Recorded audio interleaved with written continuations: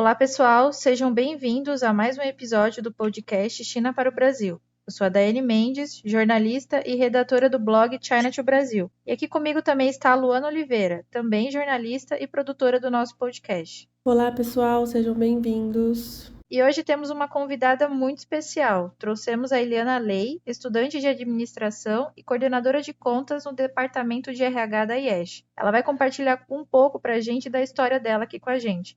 Seja bem-vinda, Eliana.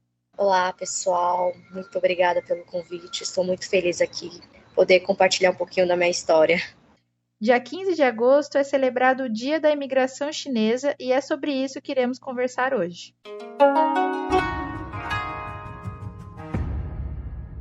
Vamos começar falando um pouco sobre história. A formação do Brasil está intimamente ligada à chegada de imigrantes de diversas nações. Colonizado por portugueses, nosso país tem uma grande diversidade cultural, resultado dos diferentes povos que vieram para cá em busca de uma nova vida. Entre eles destacam-se os chineses. Estima-se que no Brasil vivam cerca de 300 mil chineses, e a grande maioria vive no estado de São Paulo, e em especial na capital. Os primeiros grupos de chineses foram trazidos de Macau ao Rio de Janeiro por Dom João VI para iniciar o cultivo de chá aqui no Brasil.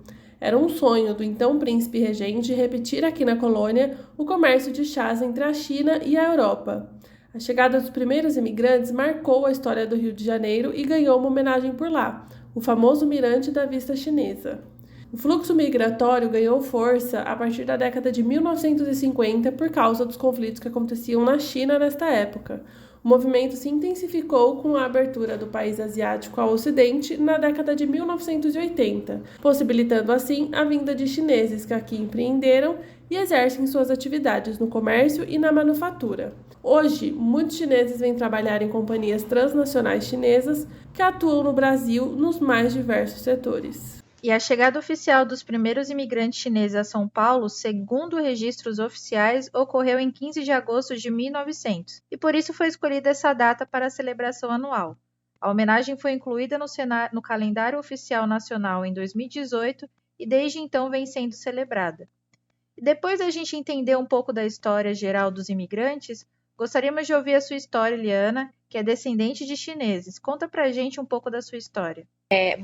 Nasci aqui no Brasil, meus pais são chineses, acho que eles vieram para o Brasil em meados dos anos 90, quando eles chegaram era tudo muito difícil, muito precário, principalmente pela linguagem, eles começaram a trabalhar em pastelaria, aí depois criaram seus negócios na 25 de março mesmo, tivemos restaurante, e depois que as condições foram melhorando, minha mãe conseguiu abrir uma loja de bijuteria, tem até hoje, já faz mais de 10 anos essa loja que temos, e meu tio, ele também hoje tem uma loja de roupas. É muito bacana, mesmo nascendo no Brasil, através dos meus pais, da minha família, ter acesso a essa cultura chinesa. Então, eu fui criada num ambiente, digamos, chinês, mas eu sempre tive também contato com cultura brasileira, mesmo minha família não sendo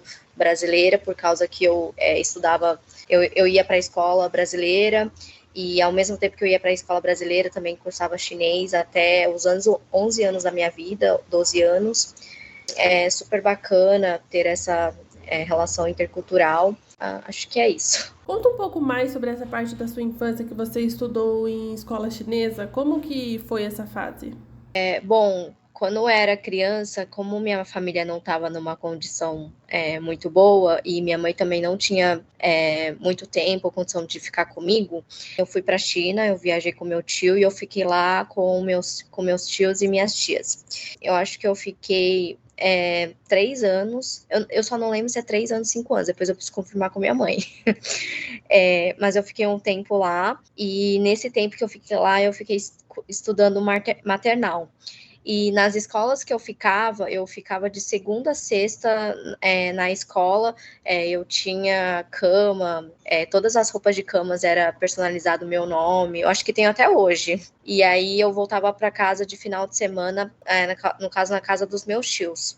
eu estudei por um tempo, aí depois, como meu passaporte estava para vencer, e era muito difícil naquela época de renovar, porque meus pais eram separados, e aí minha mãe me trouxe de volta, e aí eu cheguei no Brasil. Eu continuei estudando na escola chinesa para não perder meu chinês, e como eu já tinha esquecido totalmente o português, eu tive que ir para a escola brasileira também. No caso, eu estudava a parte de manhã na escola chinesa e parte de tarde na escola brasileira. E assim durou até os 11 anos da minha vida. Aí, no 12 anos da minha vida, minha mãe mudou para a Zona Norte e lá não tinha escola chinesa. E como o meu mandarim eu ainda tinha esse conhecimento básico, minha mãe optou por não continuar mais com a escola chinesa, e também lá não tinha esses dois motivos. Eu só estudava em colégio mesmo, que era só brasileiro. Eu acho que foi nesse momento da minha vida que eu tive muito mais contato com a cultura brasileira. Aí, depois que eu concluí o meu ensino médio, comecei a trabalhar em empresas chinesas. Desde então, nunca mais, sempre teve um laço muito forte de cultura chinesa e brasileira. Acho que a pergunta que vem na mente é como que você mantém viva, né, essa valorização da sua herança cultural chinesa no seu dia a dia. Você disse que teve contato, né, teve aula até os 11 anos. Você continuou tendo, né, contato e hoje está na IESH. Como que funciona hoje a sua herança cultural, né? Ah, sim. Hoje, eu acho que, como mais nunca, estou tendo um contato muito maior, principalmente por eu atuar em contas. Então, meus clientes, quase todos são chineses, mas os meus colegas de trabalho, as maioria são brasileiros. Então, essa parte de intercultural ainda é muito forte na minha vida. Eu, particularmente, eu gosto muito disso, primeiro por causa da cultura, que já é da minha família. Eu consigo, assim, né, aprender muito com a cultura chinesa e também com a cultura brasileira. E também eu, por deste meio, consigo entender que mesmo sendo culturas muito diferentes, sempre existe um caminho que as duas culturas conseguem andar juntas, entre aspas, assim. Outra coisa que é bem diferente também é o idioma, né? Português e mandarim, eles são bem distintos, tanto na pronúncia como na escrita. Como que é para você lidar com essas duas línguas no seu dia a dia, trabalhando com chinês e brasileiro? Sim, hoje para mim já é mais tranquilo. Inclusive eu tinha um colega de trabalho que perguntou para mim: quando você fala em chinês, você pensa em português ou chinês mesmo? Parei para pensar e aí eu acho que hoje, por exemplo, se eu for expressar em português, eu acho que eu penso em português mesmo. Aí, quando eu for expressar em chinês, eu penso primeiro em português e depois em chinês para expressar, porque eu considero que o português seja a minha língua nativa. O chinês seria a minha segunda língua fluente. Isso é uma pergunta muito boa que até passou pela minha cabeça quando você falou que teve contato no Brasil, foi para a China, depois voltou para o Brasil de novo para uma criança, né, assimilar todas essas informações é bem complicado, né? Mas você saiu muito bem. Tanto que é a questão da comida, né? A culinária chinesa ela é conhecida por sua diversidade e sabores únicos. Eu acho que essa é uma das grandes diferenças, né, de um país para o outro, né, a questão da cultura. Qual que é o seu prato chinês favorito e por quê? Eu acho que meu prato chinês favorito é o pato de Pequim. Não sei se já comeram pato, mas eu acho que é uma das carnes mais deliciosas, assim, comparando com carne de boi, frango, carne suíno. Eu acho que pato ele é bem saboroso, e pato de Pequim, na verdade, acho que ele é uma parte, assim, das carnes, e ele tem, tipo, uma massa, e ele come junto com verduras e com um molho específico. Acho que é um dos meus pratos favoritos, e tradicional chinês. E tendo uma família chinesa, como é a influência da cultura para você? As tradições, as crenças, tem influência na sua vida cotidiana? Eu acho que o que influencia bastante, assim, de cultura chinesa na minha vida, primeira é a comida. Já viajei a alguns lugares e eu senti muito falta de comida chinesa, porque desde pequena minha mãe sempre fez comida chinesa, só agora que ela começou a aprender a fazer feijão, feijoada. Então, hoje em dia, a nossa comida é meio misturada, um pouquinho brasileira e chinesa. Mas eu acho que esse é o principal. O segundo seria, acho que as suas superstições, né? E também as suas datas comemorativas. Por exemplo, tem o Ano Novo Chinês, onde ele é comemorado um pouquinho diferente com o calendário grego, né? Que é dia 1º de janeiro, e ele é comemorado no calendário lunar, onde é um pouco diferente. Acho que a maioria das famílias, mesmo estando no Brasil, eles comemoram essa data, onde a família se junta, faz um jantar. Não só nessa ocasião do Ano Novo, né? Tem esse festival de lunar que vai acontecer agora em finalzinho de setembro, acho que finalzinho de agosto ou setembro, se não me engano, que também a família se reúne, prepara aquele bolinho lunar, dão de presente. Então, acho que essas datas comemorativas também são muito presentes na minha vida. E o legal é que a gente vê bastante isso até em séries, né? Dorama, tem bastante essa valorização da comida, né? Que é aquele momento que todo mundo senta, são banquetes, né? Mesas fartas. Isso é uma coisa muito bonita, né? A forma como a comida é tratada é uma questão ali de união, de família. Você tem isso com a sua família também? Eu vejo que na própria Yesh, as pessoas fazem esses almoços mais cheios, né, com bastante comida, eu acho muito bonito. Sim, e para alguns pratos específicos eles têm superstições, né? Então, é bem bacana. Você pode falar um pouco pra gente dessas superstições? Olha, agora de cabeça eu não lembro. A gente sabe que tem de cores, né? Não pode usar verde na cabeça. Tem algumas cores, alguns números, né? Que na China são considerados mau agouro ou de boa sorte, né? Sim, sim. Por exemplo, tem alguns prédios na China que não tem o andar 4, né? Porque 4 no tom seria a numeração 4 no tom do caractere chinês é semelhante ao morte. Toda vez que, pelo menos quando é Ano Novo Chinês, tem um prato de peixe. Aí ele traz como as superstições que todo ano que seja próspero. Aí laranja, ou suco de laranja, que eles colocam na mesa às vezes também, traz umas superstições que, assim, que todos os seus desejos ou seus sonhos sejam realizados. Mais ou menos nessa linha, assim. Falando sobre feriados, você mencionou o Ano Novo Chinês, né? A forma como vocês celebram. Qual que é o seu feriado preferido, assim, o que você mais gosta, e a forma como vocês comemoram, se puder explicar um pouco para quem vai ouvir a gente, para poder ambientar sobre como que funciona essas celebrações. Acho que dos feriados mais importantes chinês, tem o Ano Novo Chinês, o Festival de Barca, Dia Nacional da China, tem também o Festival Lunar, né? Eu acho que o meu primeiro favorito seria o Ano Novo Chinês, e o meu segundo seria o Festival Lunar da China, e o terceiro colocado seria o do Festival de Barco de Dragão. O primeiro, porque é onde toda a nossa família se reúne para fazer uma jantar. O segundo é por causa também dessa reunião familiar, mas também tem um motivo que todo ano, esse dia, ele tem a lua cheia. E eu, particularmente, eu adoro sempre estar observando a lua. E também ele tem aquele bolinho lunar que é feito somente nessa época. E tem de diversos sabores, então gosto sempre de experimentar também. E o terceiro que eu coloco, o Festival de Dragão, por causa que é essa época que a gente come aquele bolinho como se fosse pamonha. E aquele também acho que é uma das minhas comidas favoritas chinesas. E que geralmente é nessa época que ele é vendido mais no mercado, que minha avó faz também. Então, gosto muito. Acho que resumi em reunião, família e comida. Sim, é verdade.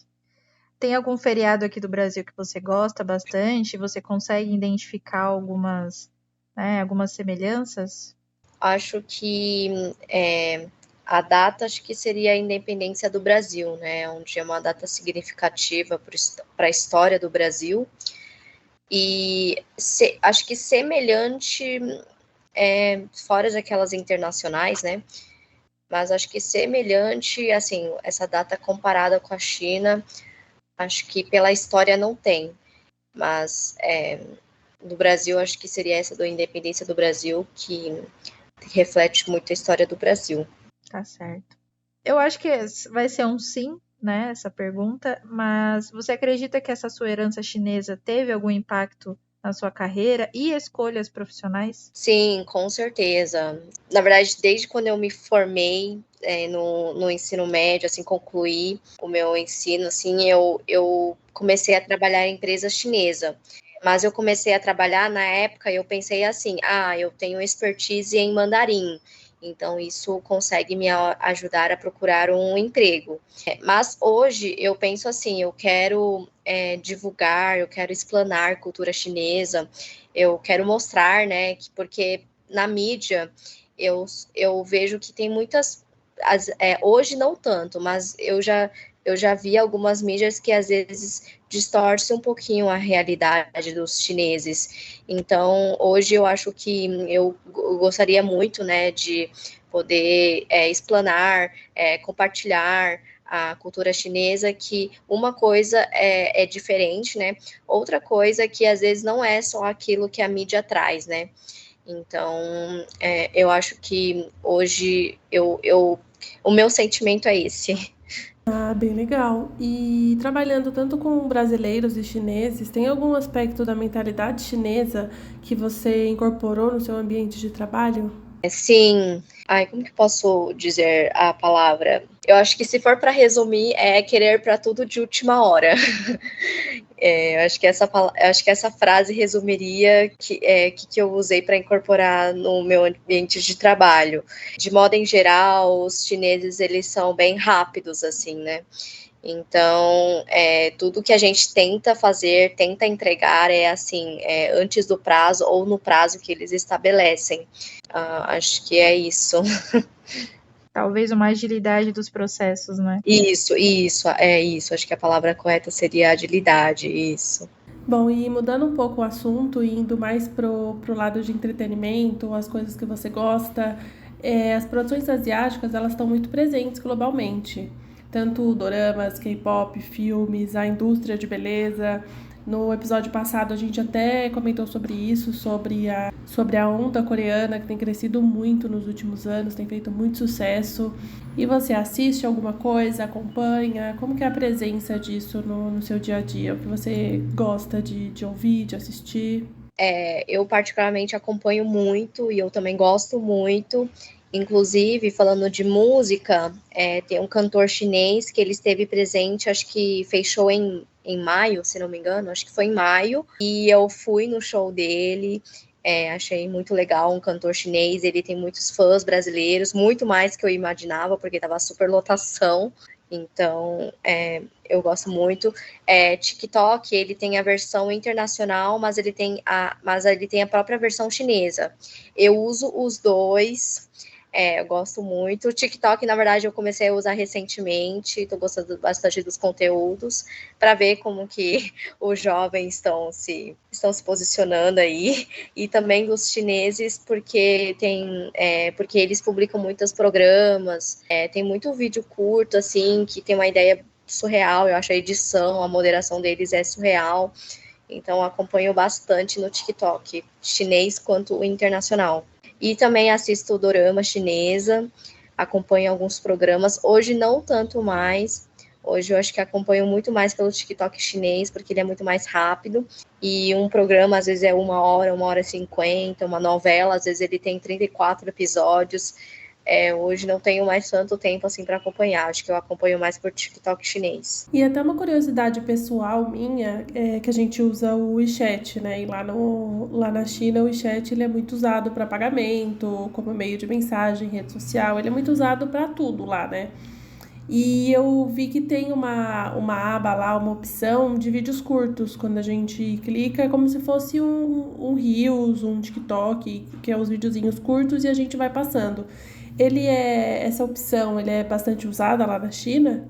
Ele é bastante usado, ele é tipo como se fosse um vídeo curto, né, de uma ferramenta do WeChat. Sim, eles fazem muitas publicações. Eu tenho uma colega que ela usa bastante, mas de vídeo curto, assim, eu acho que eu uso mais o TikTok mesmo. E você falando sobre, né, que você consome a cultura pop chinesa, tem algum artista, filme, livro ou até música que você gostaria de recomendar? Olha, para ser muito sincera, eu não sou fã de nenhum deles. Mas eu vou indicar o Jackson Wang, que ele esteve recente aqui no Brasil, e tem umas músicas, os ritmos, né? Eu acho que é bem internacional, assim, e que eu acho que os brasileiros podem gostar também. Ele tem muita fã brasileira. Bom, eu acho que para fechar, uma pergunta, né, bem pertinente ao tema: que valores tradicionais chineses você acredita que é importante a gente passar para gerações futuras? Ai, nossa, me deu em branco. Eu falo assim, respeito das famílias, mas aqui tem muito mais aqui no Brasil também, né?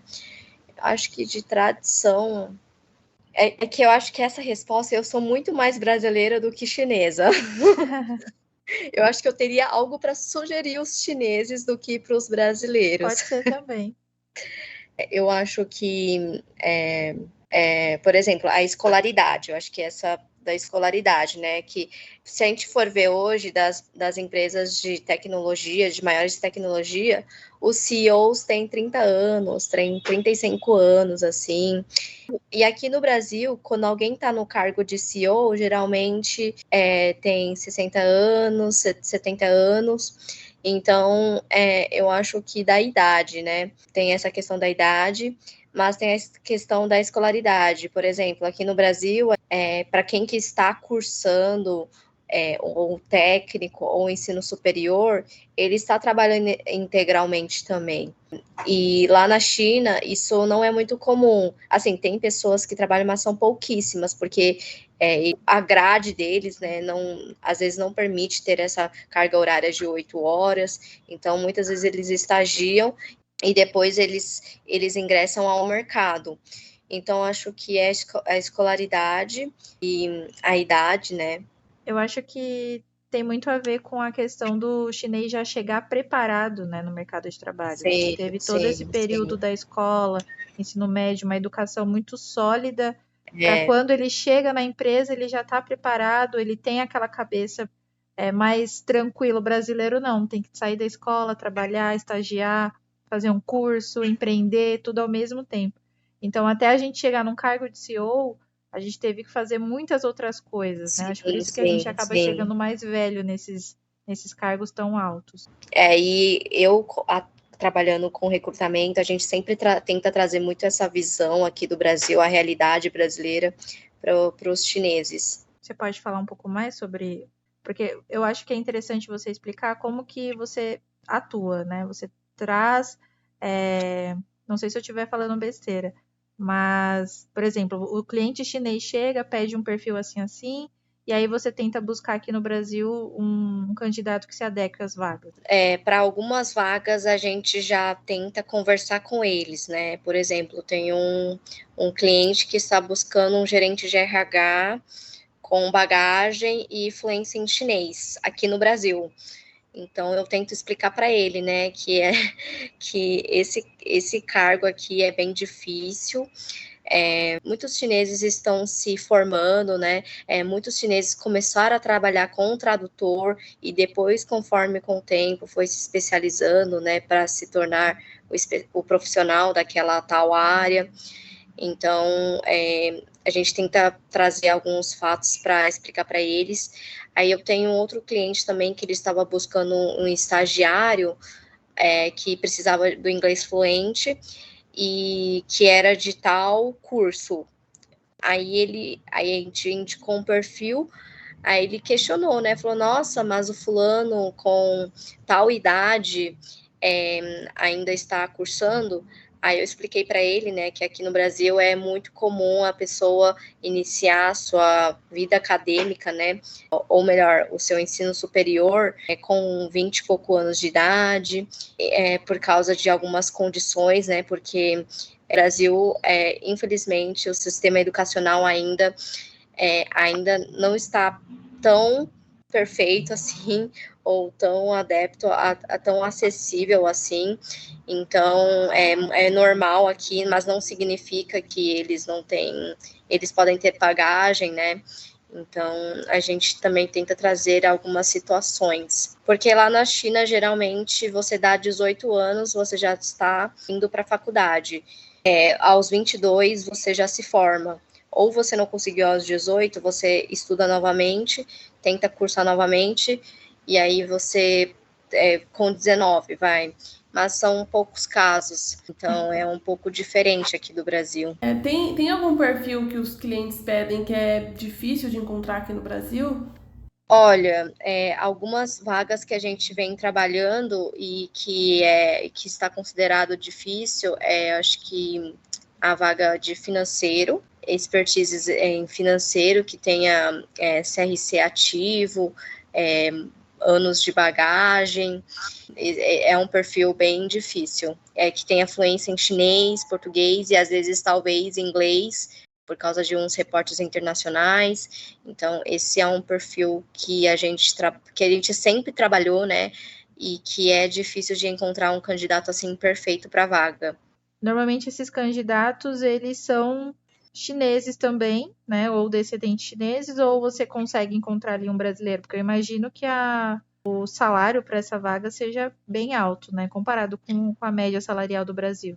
Então, aí nesse caso, a gente verifica com o cliente, né, se prioriza mais o chinês, se é a comunicação ou se é a experiência, porque se for a experiência, a gente sempre sugere que seja alguém brasileiro, né, porque tem muita mais bagagem, muito mais conhecimentos técnicos.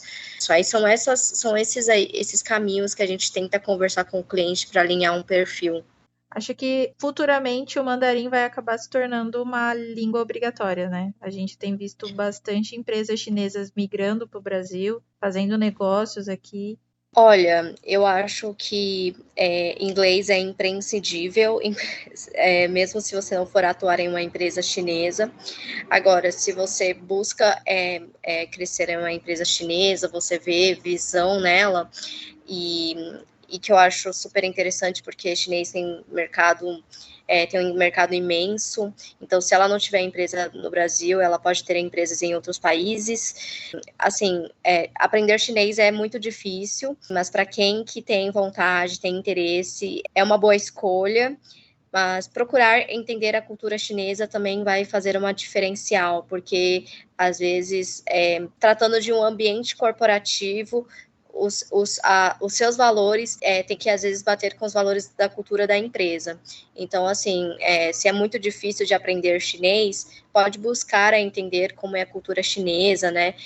Pesquisar mais. Hoje tem Instagram, que eu vejo muitas pessoas postando sobre China, matérias, né? Que eu também vejo bastante, inclusive a nossa China to Brasil, que traz notícias direto da China, onde nós mesmo traduzimos em português. Acompanhar, né, essas notícias, que isso pode trazer um diferencial, né, para quem que gostaria ou para quem que atua em empresa chinesa. Acho que para as empresas chinesas e brasileiras, às vezes não é só importante entender a cultura chinesa, né? Tenta também trazer a cultura brasileira para os expatriados. E vice-versa, essa troca. Eu ia perguntar sobre o mandarim. Quando vocês buscam profissionais que falam mandarim, vocês conseguem encontrar bastante brasileiros que sabem falar ou é muito difícil? Tem bastante brasileiros que enviam currículos, que fazem inscrições nas nossas vagas. Porque hoje, por exemplo, tem Instituto Confúcio, tem vários cursos de mandarim, né, que são oferecidos. Então, a gente recebe também brasileiros que têm essa fluência. Inclusive, a gente já teve, acho que alguns casos que a gente conseguiu colocar um brasileiro numa empresa chinesa. Assim, foi uma contratação de sucesso, assim. E já caminhando para a finalização do nosso episódio, eu gostaria de voltar um pouco lá no início do nosso podcast, que a gente falou sobre o Dia da Imigração Chinesa, que é um dia recém-criado, né? Faz apenas 4 anos que esse dia foi colocado no nosso calendário oficial. E esse ano, dia 15 de agosto, também marca o 48º aniversário do estabelecimento das relações diplomáticas entre a China e o Brasil. Então, comemorar esse dia, ter esse dia no nosso calendário para celebrar a imigração chinesa é uma data muito, muito importante, muito legal de ter sido criada, de celebrar a importância da imigração. E eu queria saber o que você acha.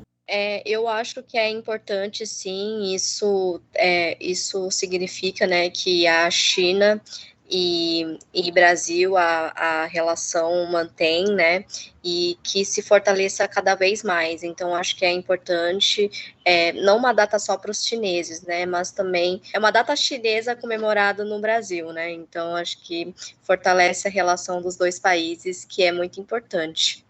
Bom, estamos chegando ao fim do episódio. Eu gostaria de agradecer a sua participação, Eliana. Foi muito legal. Obrigada pela sua contribuição, por contar a sua história. Eu que agradeço, meninas, pelo convite. Estou muito feliz em poder agregar de alguma forma e espero que gostem de um pouquinho do que eu compartilhei. E se tiverem alguma dúvida, se quiserem me chamar, eu tenho um LinkedIn, aí só me chama por lá. Pode passar o seu LinkedIn, se você quiser, se alguém quiser te acompanhar seu trabalho, você compartilha vagas diariamente, né? Se alguém ficar interessado e quiser te conhecer mais, conhecer as vagas, pode compartilhar o seu LinkedIn. Tá bom. E às vezes eu também posto algumas matérias sobre China.